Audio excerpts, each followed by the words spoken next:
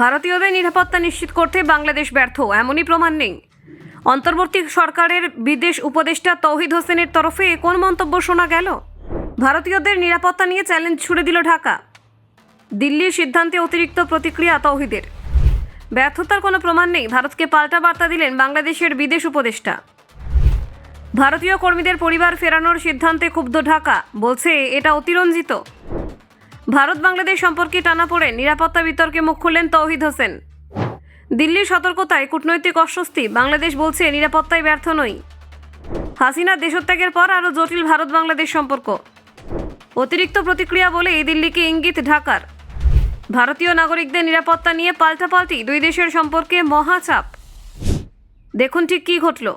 বাংলাদেশে অবস্থানরত ভারতীয় নাগরিকদের নিরাপত্তা নিশ্চিত করতে বাংলাদেশ সরকার ব্যর্থ হয়েছে, এমনই কোনো প্রমাণ নেই বলে স্পষ্ট দাবি করলেন সেই দেশের অন্তর্বর্তী সরকারের বিদেশ উপদেষ্টা তৌহিদ হোসেন। এদিন বিবিসিকে দেওয়া এক সাক্ষাৎকারে তিনি এ মন্তব্য করেন এবং সাম্প্রতিক পরিস্থিতি নিয়ে ভারতের প্রতিক্রিয়ায় বিষয়টি তুলে ধরেন। উল্লেখযোগ্যভাবে মঙ্গলবার ভারতের বিদেশ মন্ত্রক বাংলাদেশে নিযুক্ত ভারতীয় হাইকমিশন এবং অন্যান্য কূটনৈতিক কেন্দ্রের কর্মীদের পরিবারকে আপাতত দেশে ফিরে আসার পরামর্শ দেন। ভোটমুখী বাংলাদেশের বর্তমান পরিস্থিতি বিবেচনা করেই এই সিদ্ধান্ত নেওয়া হয়েছে বলে জানানো হয়। যদিও একই সঙ্গে এটা স্পষ্ট করা হয় যে বাংলাদেশে ভারতীয় হাইকমিশন এবং অন্যান্য কেন্দ্র খোলা থাকবে এবং কূটনৈতিক কাজকর্ম স্বাভাবিকভাবেই চলবে। এই সিদ্ধান্তের পরে তৌহিদ হোসেনের বক্তব্য বিশেষ তাৎপর্যপূর্ণ বলে মনে করা হচ্ছে। সাক্ষাৎকারে তৌহিদ বলেন, ভারতীয়দের নিরাপত্তা রক্ষা করতে বাংলাদেশ ব্যর্থ হয়েছে, এমন অভিযোগের পক্ষে কোনো প্রমাণ নেই। তবে একই সঙ্গে তিনি স্বীকার করেন, যদি ভারত মনে করে বর্তমান পরিস্থিতিতে তাদের নাগরিকদের জন্য বাংলাদেশ নিরাপদ নয়, তাহলে সেই সিদ্ধান্ত নেওয়ার অধিকার ভারতের রয়েছে। তিনি বলেন, এই ধরনের সিদ্ধান্ত দুঃখজনক হলেও বাংলাদেশ অন্য দেশের সিদ্ধান্ত বদলাতে পারে না। ভারত বাংলাদেশ দ্বিপাক্ষিক সম্পর্ক প্রসঙ্গে তৌহিদ হোসেন জানান, সুসম্পর্ক বজায় রাখতে হলে দুই দেশকে দায়িত্বশীল ভূমিকা নিতে হবে। একতরফা বা ধারাবাহিক কিছু সিদ্ধান্ত যদি সম্পর্ককে ক্রমশ নিচের দিকে নামিয়ে আনে, তাহলে পরিস্থিতি আরও জটিল হয়ে উঠবে বলে তিনি সতর্ক করেন।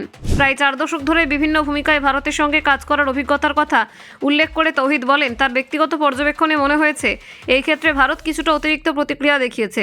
তিনি আরও সংযত এবং পরিমিত প্রতিক্রিয়া প্রত্যাশা করেছিলেন বলেও জানান। তৌহিদের মতে বাংলাদেশ ও ভারতের সম্পর্ক উভয় দেশের জন্যই অত্যন্ত গুরুত্বপূর্ণ, কিন্তু বর্তমানে সেই সম্পর্ক কাঙ্ক্ষিত স্তরে নেই। এই অবস্থার উন্নতির জন্য দুই দেশকে ইতিবাচক পদক্ষেপ নিতে হবে এবং পারস্পরিক যোগাযোগ ও বোঝাপড়ার ঘাটতি কমাতে হবে। তার বক্তব্যে স্পষ্ট ইঙ্গিত ছিল, কূটনৈতিক স্তরে আরও সক্রিয় সংলাপ হলে বর্তমান টানাপোড়েন অনেকটাই এড়ানো যেত। আওয়ামী লীগ সরকারের পতন এবং ক্ষমতাচ্যুত প্রধানমন্ত্রী শেখ হাসিনার দেশত্যাগের পর থেকে ভারত বাংলাদেশ সম্পর্কের অবনতি শুরু হয় বলে মত অনেকের। গত বছর ভারতের বিভিন্ন জায়গায়, বিশেষ করে দিল্লিতে বাংলাদেশের হাইকমিশনের সামনে বিক্ষোভের ঘটনা এই টানাপোড়েনকে আরও বাড়িয়ে তোলে।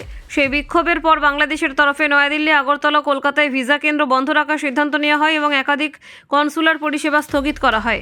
শেখ হাসিনার প্রসঙ্গ টেনে তৌহিদ হোসেন বলেন, তিনি বর্তমানে ভারতের আশ্রয়ে রয়েছেন। বাংলাদেশের প্রত্যাশা ছিল ভারতে অবস্থানকালে তিনি এমন কোনো বক্তব্য দেবেন না যা বাংলাদেশের অভ্যন্তরীণ পরিস্থিতিকে আরও জটিল করে তুলতে পারে বা দুই দেশের সম্পর্কের ক্ষতি করতে পারে। একই সঙ্গে তৌহিদ জোর দিয়ে বলেন, এটি বাংলাদেশের সম্পূর্ণ অভ্যন্তরীণ বিষয়। বাংলাদেশ যেমন ভারতের সংখ্যালঘুদের বিরুদ্ধে সহিংসতার বিষয়ে মন্তব্য করে না, তেমনি ভারতীয় কর্তৃপক্ষের কাছ থেকেও একই ধরনের সংযত আচরণ প্রত্যাশা করা হয়। Bureau report, Bangla digital TV.